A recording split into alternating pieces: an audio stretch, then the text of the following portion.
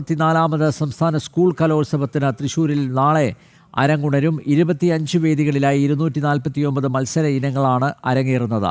15,000-ഓളം കലാപ്രതിഭകൾ മാറ്റുരയ്ക്കും. തൃശ്ശൂരിൽ നിന്ന് അനഘ ഹർഷൻ ചേരുന്നു. അനഘ, നാളെ എത്ര മണിക്കാണ് ഉദ്ഘാടനം? മറ്റ് വിശേഷങ്ങൾ എന്തൊക്കെയാണ്?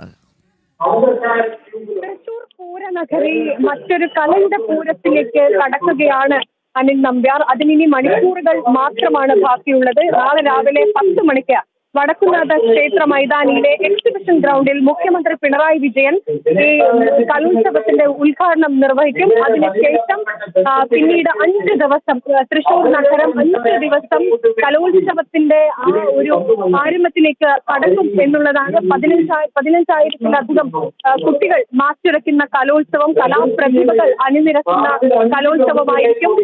25 വേദികളുണ്ട്. ഈ 25 വേദികൾക്കും പൂക്കളുടെ പേരുകളാണ് ഇട്ടിരിക്കുന്നത്.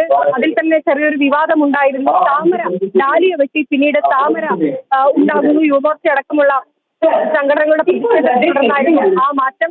അതിനെല്ലാം ഒടുവിൽ ഇനി മണിക്കൂറുകൾ മാത്രമാണ് തൃശ്ശൂർ നഗരത്തിൽ ഇത്തരത്തിൽ ഒരു കലോത്സവത്തിലേക്ക് കടക്കാൻ ഇനി മണിക്കൂറുകൾ മാത്രമാണ് ബാക്കിയുള്ളത് എന്നുള്ളതാണ്. എന്തായാലും നാളെ 10 മണിക്ക് മുഖ്യമന്ത്രി പിണറായി വിജയൻ ഈ കലോത്സവം ഉദ്ഘാടനം നിർവഹിക്കും. സംസ്ഥാന സ്കൂൾ കലോത്സവത്തിന് നാളെ രാവിലെ തൃശ്ശൂരിൽ തിരശ്ശീല ഉയരും. അനഘ ഹർഷനാണ് വിശദമായ വിവരങ്ങൾ നൽകിയത്.